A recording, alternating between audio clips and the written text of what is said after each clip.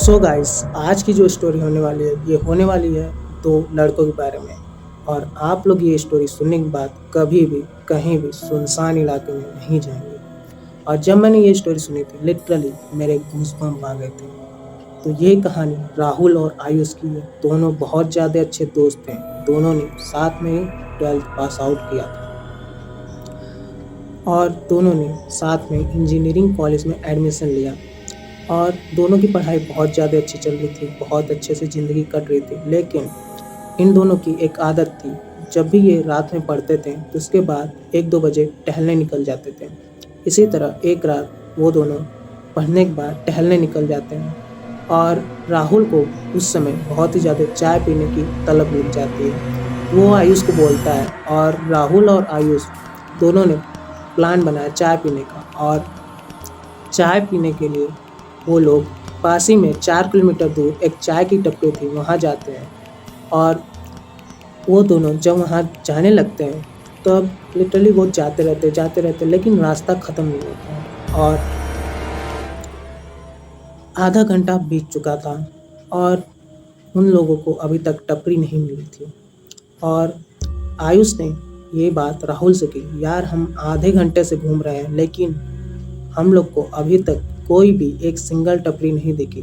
4 kilometre वो भी आधा घंटा लग जाएगा, ये मुझे बात कुछ हजम नहीं हो रही। तो राहुल ने तुरंत गाड़ी रोका और बोला कि हाँ यार, मुझे भी लग रहा है कि हम लोग ज़्यादा आगे निकल आए हैं या फिर एक ही रास्ते पे वापस हम लोग घूम रहे हैं। तो राहुल ने कहा यार थोड़ा आगे चल, क्या पता कोई एक टपरी दिखी जाए। जब दोनों जाते हैं तो इस बार भी फिर वो बहुत ही ज़्यादा लंबे रास्ते तक जाते रहते। 25 मिनट इस बार भी बीत गया था लेकिन कोई भी टपरी दिखी नहीं। और वो दोनों एक पास ही में एक बस स्टैंड दिखता है, वहाँ जाके वो दोनों बैठ जाते हैं और सोचने लगते हैं कि आखिर ये हम लोग के साथ हो क्या रहा।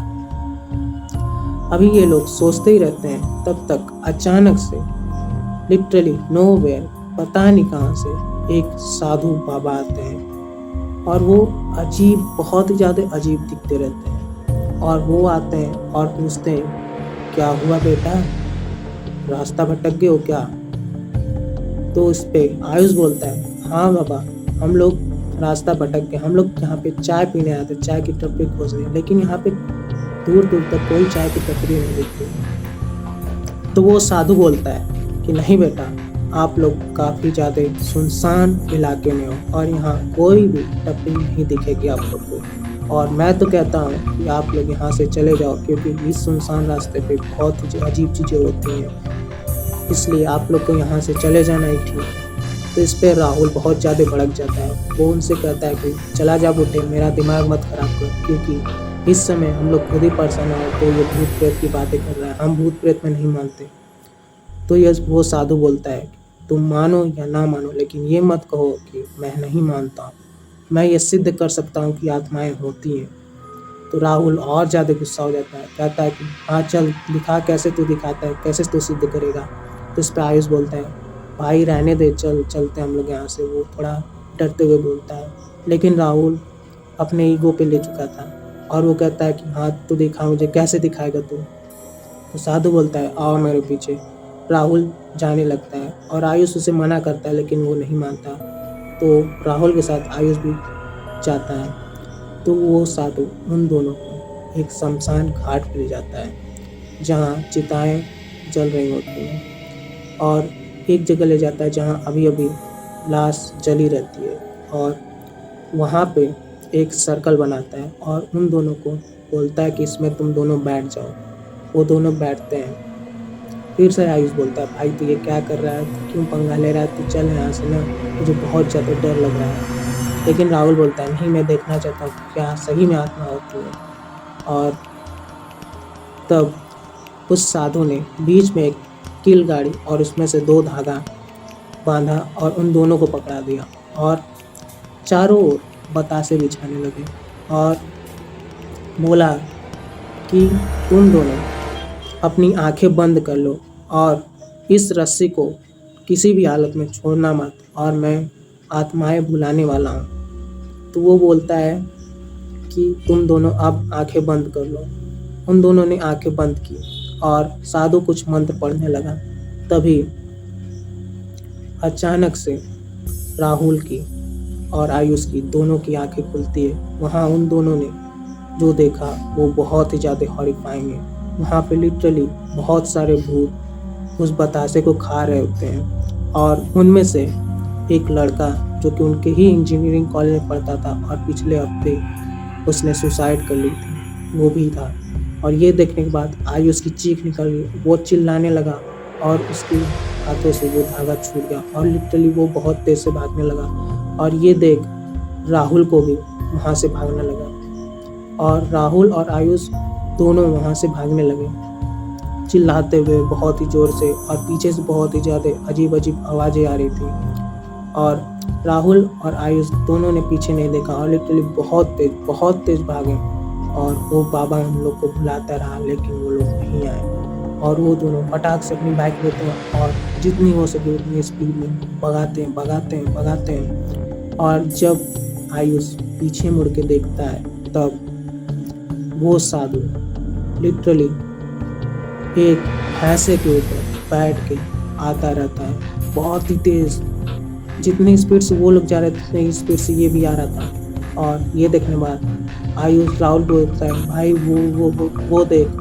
जब राहुल देखता है पीछे देखने के चक्कर में उन दोनों का बैलेंस बिगड़ जाता है और वो दोनों वहीं गिर जाते हैं। और गिरने के बाद राहुल किनारे गिरा रहता है और जो आयुष रहता है रोड के बीचों बीच गिरा रहता है। राहुल फटाक से उठता है और पीछे देखता है तो वहाँ लिटरली कोई भी नहीं रहता है। और तुरंत राहुल उठता है, बाइक उठाता है, सब कुछ जाता है और जाता है आयुष को उठाने। आयुष बेहोश रहता है और आयुष को उठाने जाता है तब तक अचानक से एक ट्रक आती है और उसे कुचल के चली जाती है। ये देखने के बाद राहुल एकदम शॉक हो जाता है। वो लिटरली वहीं बैठ के पागलों की तरह रोने लगता है, पागलों की तरह चिल्लाने लगता है एकदम। और अचानक से पीछे से एक आवाज़ आती है। वो जैसे ही मुड़ता है पीछे देखता है वही साधु खड़ा रहता है।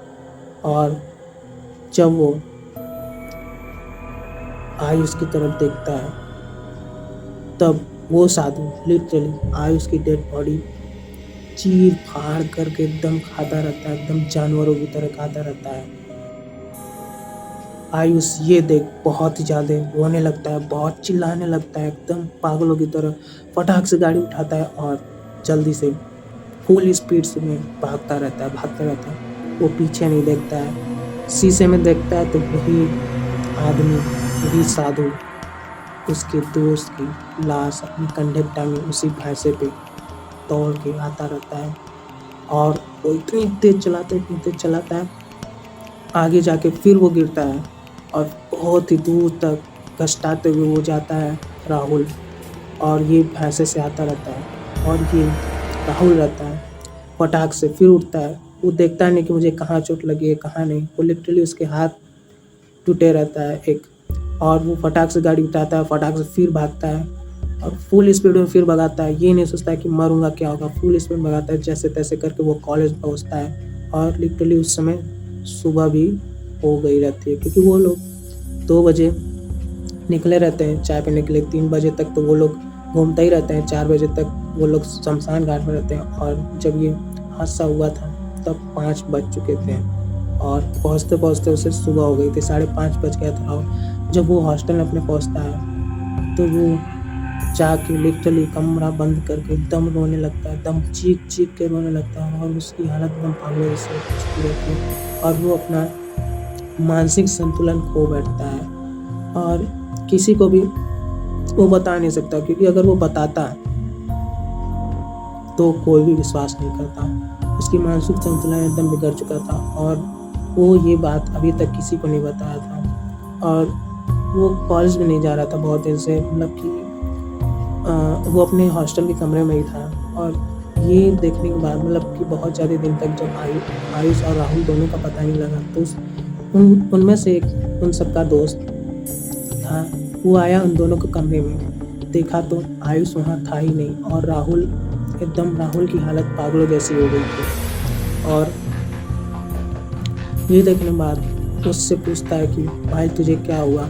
वो कुछ जवाब नहीं दे पा रहा था और ये देखने के बाद उसके दोस्त ने तुरंत उसकी फैमिली को फ़ोन किया और उसके फैमिली वाले जब आते हैं तो ये देखने के बाद उसकी माँ रोने लगती है राहुल की हालत देखने के लिए। उसका सैट वगैरह सब फटा रहता है। उसी दिन से 1 हफ्ते हो चुके थे, उसी दिन से वो उसी कमरे में पड़ा रहता, भूखा प्यासा। उसको ले जाते हैं लोग अपने घर, मतलब कि उसकी फैमिली उसको घर ले जाती है और बहुत ही ज़्यादा इलाज करवाती है। इलाज करवाने के बाद भी कुछ ठीक नहीं होता तो उसे उन लोगों ने एक मौलवी के पास ले जाते हैं जो कि तांत्रिक रहते हैं। मौलवी तांत्रिक एक ही होते हैं मतलब। तो उन तांत्रिकों ने उसे झाड़ फूँक करके कैसे भी करके उसे ठीक किया। लिटरली अब राहुल ठीक हो चुका था और ठीक होने के बाद जब इससे पूछा गया कि क्या हुआ तो इसने सब कुछ अपने फैमिली को बताया और उन फैमिली वालों में इनको बहुत ही ज़्यादा बोला, इसको बहुत ही ज़्यादा बोला।